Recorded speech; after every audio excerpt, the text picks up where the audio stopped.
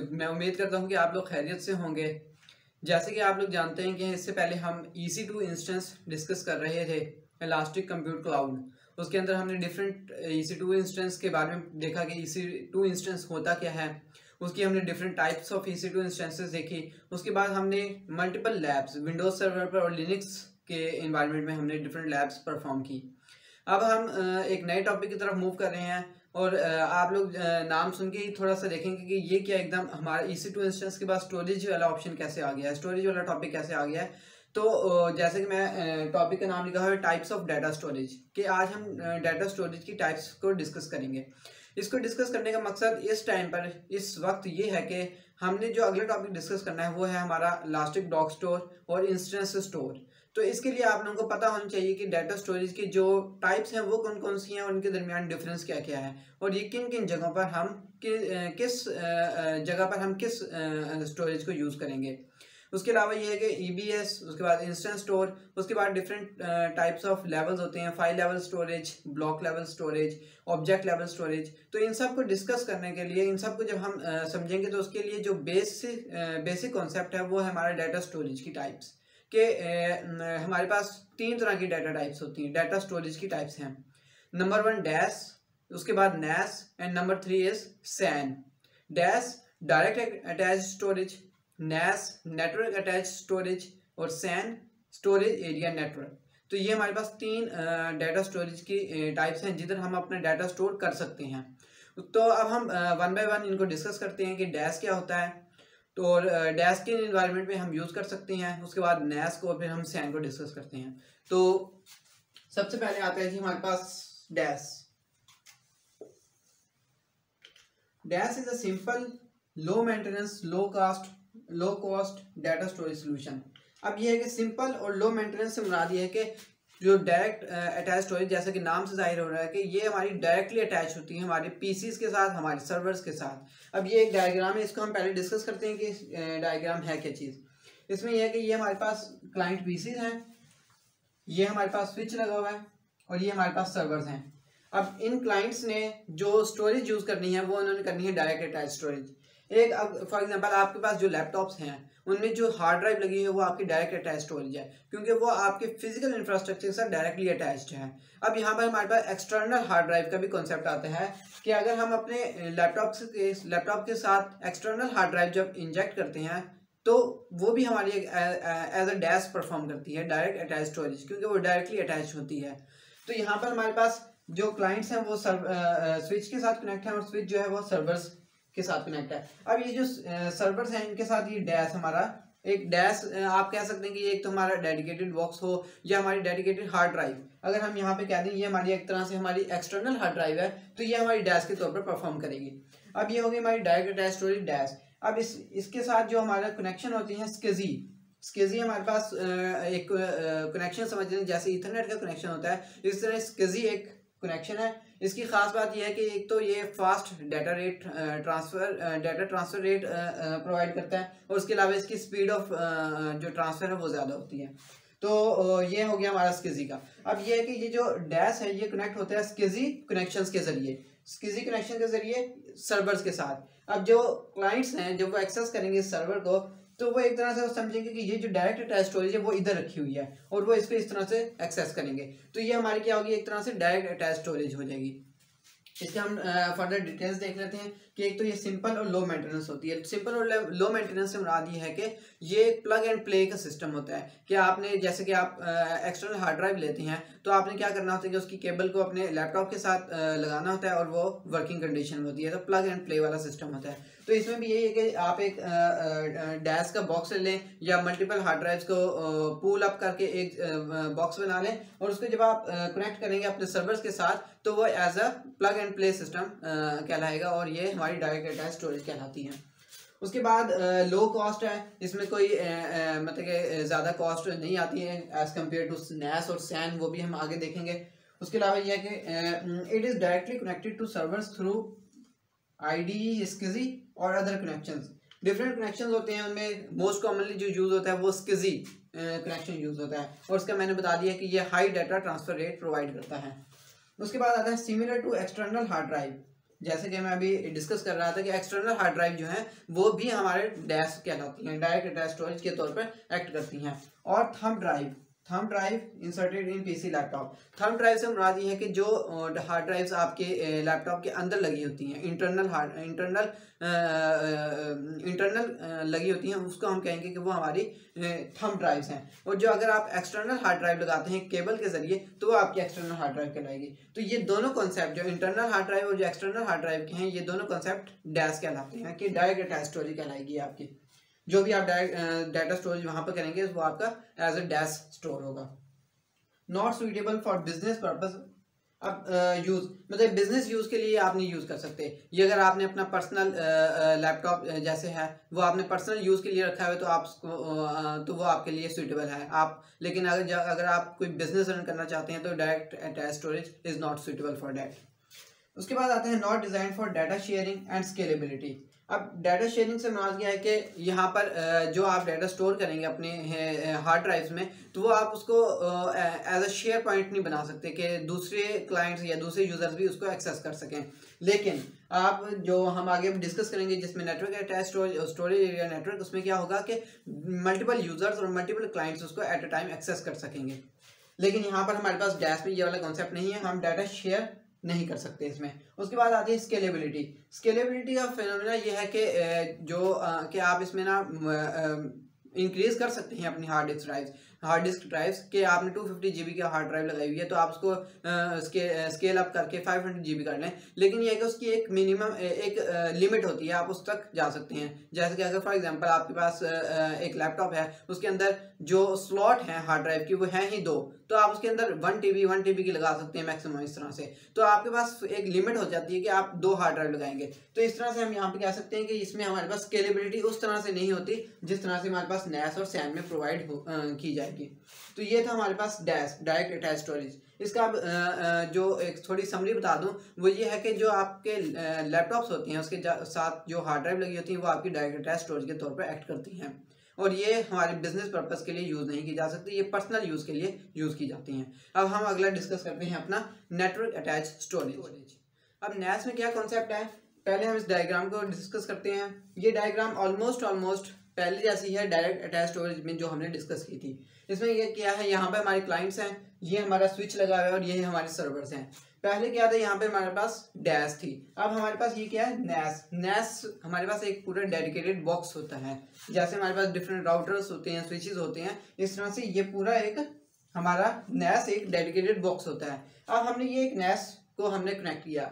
अब डिफरेंस क्या है कि हमारे पास यहाँ पर ही पहले डैश था। अब डैश में क्या था कॉन्सेप्ट कि हमारे जो कनेक्शंस थे, एक तो ये था कि हम स्किजी कनेक्शन यूज करते थे, SCSI स्किजी कनेक्शंस, और वो कनेक्ट होते थे हमारे सर्वर्स के साथ। लेकिन यहाँ पर क्या है कि जैसे कि नाम जाहिर कर रहे हैं नेटवर्क अटैच स्टोरेज, कि ये नेटवर्क में अटैच की जाएगी, ऐसी स्टोरेज जो नेटवर्क में अटैच की जाएगी। तो हमारा नेटवर्क किधर बन रहा है, यहाँ पर इस स्विच पे हमारा नेटवर्क बन रहा है, यहाँ पर हमारी सारी डिवाइसेस कनेक्ट हो रही हैं। तो क्या है कि हम इसको कनेक्ट करते हैं अपने स्विच के किसी इंटरफेस के साथ, स्विच की किसी पोर्ट के साथ। तो क्या होगा, तो ये हमारी नेटवर्क अटैच स्टोरेज कहलाएगी। यहाँ पर क्या होगा, यहाँ पर मल्टीपल क्लाइंट्स हैं। यहाँ पर अगर फॉर एग्जांपल ये हम कहते हैं ये कोई यूजर है जो लैपटॉप लेके बैठा हुआ है, ये कोई यूजर है वो PC लेके बैठा हुआ है, ये कोई बैठा हुआ है जो टैबलेट वगैरह यूज कर रहा है या फिर कोई भी डिवाइस यूज कर रहा है जो कि अटैच है नेटवर्क के साथ, तो वो एक्सेस कर सकता है इस स्टोरेज को।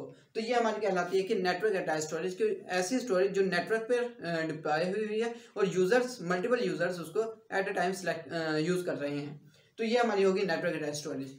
इसमें हम डिफरेंट इसके पॉइंट्स को डिस्कस करते हैं, जिसमें है offers dedicated file level storage.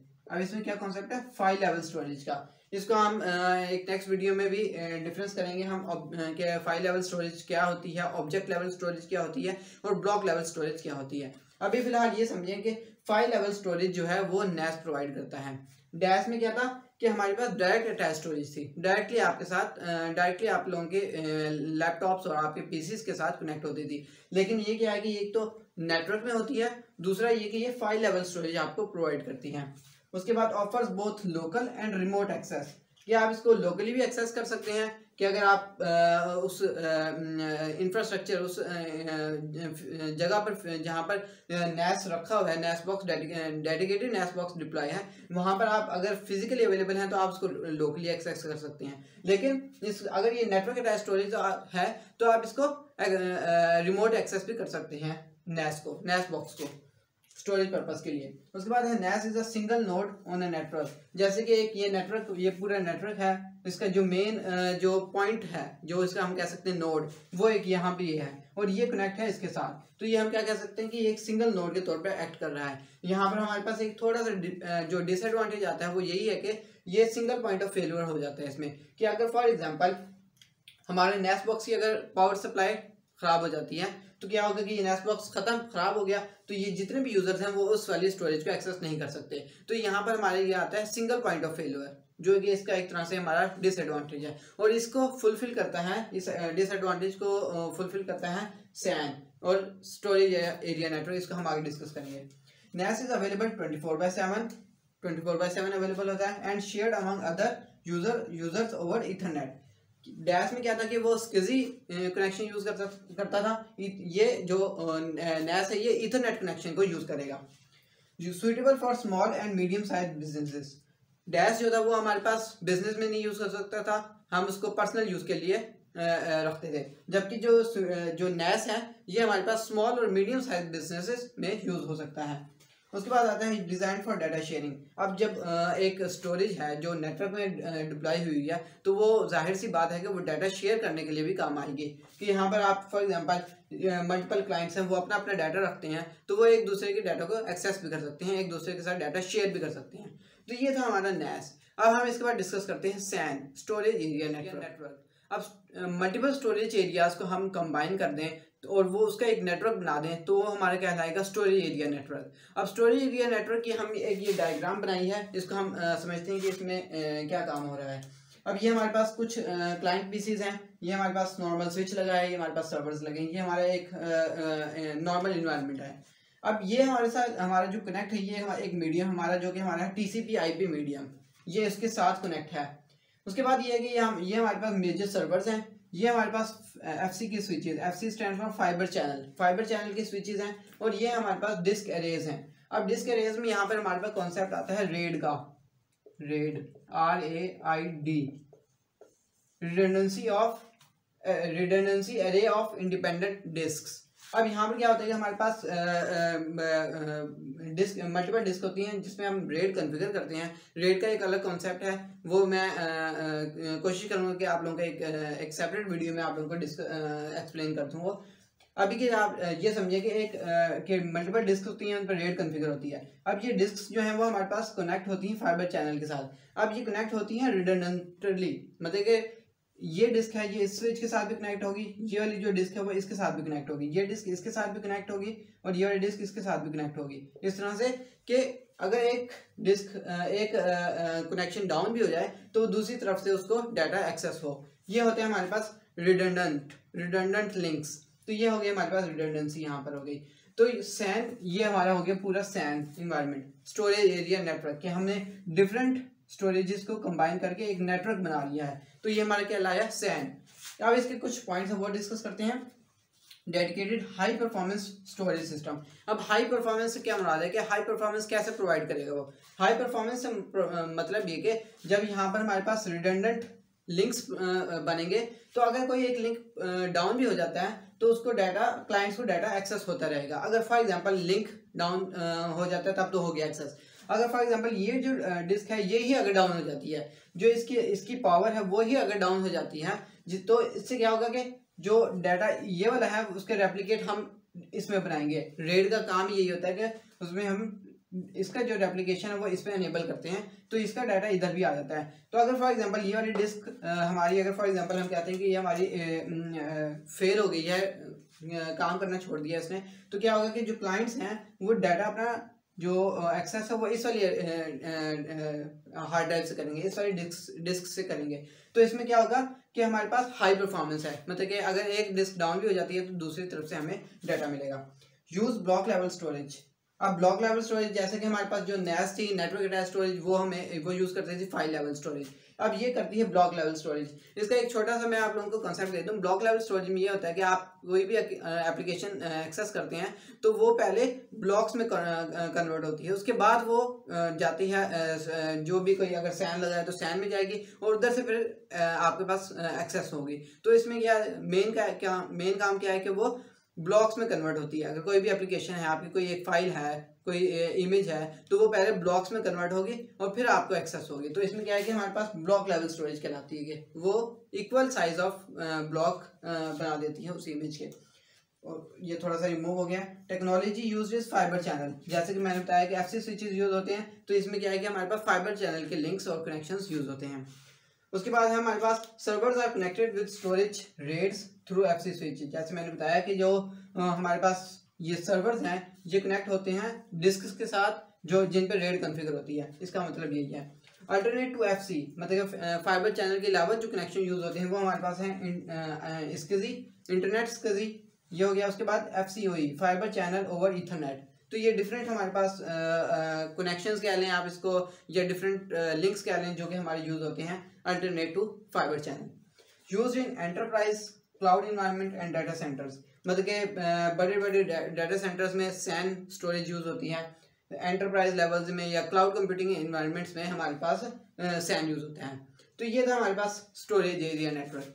अब हम इसका थोड़ा सा एक डिफरेंस कर लेते हैं NAS और सैन के दरमियान। इसको कंपेयर कर लेते हैं कि NAS में क्या डिफरेंस है और सैन में क्या डिफरेंस है। डैश है वो तो एक अलग है, डायरेक्ट अटैच स्टोरेज। उसका आप लोगों को क्लियर हो चुका होगा कि जो भी आपकी स्टोरेज डायरेक्टली अटैच है वो आपकी डायरेक्ट अटैच स्टोरेज कहलाएगी। जैसे कि आपकी हार्ड ड्राइव एक्सटर्नल हो या तो थंब ड्राइव बनी हुई हो तो वो आपकी डैश कहलाएंगी। अब NAS और सैन में क्या डिफरेंस है? सबसे पहले है स्टोरेज एंड एक्सेस, कि स्टोरेज किस टाइप की होती है, इसमें किस तरह से हम उसको एक्सेस कर सकते हैं। तो NAS में जो है वो फाइल लेवल स्टोरेज है और सैन में हमारे पास ब्लॉक लेवल स्टोरेज है। फाइल लेवल से मुराद ये है कि यहाँ पर एक फाइल लेवल हायरार्की बनता है, जिसमें कि पहले अगर लिनक्स का हम लें कि होम आएगी डायरेक्टरी, उसके बाद नीचे मल्टीपल डायरेक्टरीज आएंगी। तो ये एक तरह से एक ट्री लेवल हायरार्की होती है जिसको हम कहते हैं फाइल लेवल स्टोरेज। इसमें ब्लॉक लेवल स्टोरेज में क्या होता है कि जो भी आप एक्सेस करेंगे एप्लीकेशन या कोई भी आप फाइल एक्सेस करेंगे आप सैन इन्वायरमेंट में, तो वो पहले कन्वर्ट होगी ब्लॉक्स में, इक्वल साइज ऑफ ब्लॉक्स में कन्वर्ट होगी और उस तरह से एक्सेस होगी। तो इसके लिए हम इसको कहते हैं ये हमारी ब्लॉक लेवल स्टोरेज है। और ये SAN is much better than NAS, वो आगे आप देखेंगे भी। कॉस्ट, जाहिर सी बात है अगर सैन बेहतर है तो उसकी कॉस्ट भी हाई होगी और NAS की लो है एज कम्पेयर टू सैन। उसके बाद कम्प्लेक्सिटी देखें तो ये लेस कम्प्लेक्स है, जबकि जो सैन है इसको डिप्लॉय करना भी एक कंपेयर टू NAS ये कम्प्लेक्स है सैन। मतलब डिप्लॉय करना, इसको जो कॉन्फ़िगरेशन वगैरह करनी होती हैं वो as compare to NAS SAN की कॉम्प्लेक्स होती हैं। उसके बाद जो प्रोटोकॉल्स जो काम करते हैं NAS के अंदर वो है हमारे पास NFS, SMB, CIFS, ये डिफरेंट प्रोटोकॉल्स हैं जो काम करते हैं हमारे पास NAS में। NFS stand for network file system. उसके बाद आती है हमारे पास सैन। सैन में हमारे पास डिफरेंट प्रोटोकॉल जिसमें हम अभी बात करके आ चुके हैं, जिसमें FC फाइबर चैनल है, SCSI है, इंटरनेट SCSI और फाइबर चैनल ओवर ईथरनेट है। ये हमारे पास डिफरेंट प्रोटोकॉल हैं जो हमारे पास सैन में यूज होते हैं। उसके बाद स्पीड, जाहिर सी बात है NAS की एज कम्पेयर टू जो सैन है, सैन हाई स्पीड आपको प्रोवाइड करता है। और ये जो है ये जो ईथरनेट जो कनेक्शन दरमियान में यूज होता है उसके ऊपर डिपेंडेंट होता है और ये स्लोअर होता है एज कम्पेयर टू सैन। उसके बाद यूज फॉर, ये स्मॉल और मीडियम साइज बिजनेस में यूज होते हैं और ये एंटरप्राइज लेवल और डाटा सेंटर्स और क्लाउड कंप्यूटिंग एनवायरनमेंट में यूज होते हैं। तो ये था हमारे पास हमारी एक समरी टाइप हो गई है जिसमें हमने डैश, NAS और सैन को डिस्कस किया है। ये तीन हमारे पास main 3 types of data storage होती हैं, और DAS direct attach storage, NAS network attach storage और सैन स्टोरेज एरिया नेटवर्क। तो आप लोगों ने इसको अब समझ लिया है। अब हम नेक्स्ट वीडियो में डिस्कस करेंगे हम अपनी ऑब्जेक्ट लेवल स्टोरेज और फाइल लेवल स्टोरेज, और उसके बाद फिर हम EBS और इंस्टेंट स्टोर वॉल्यूम को डिस्कस करेंगे। तो अभी के लिए मुझे इजाज़त दीजिए। Thank you.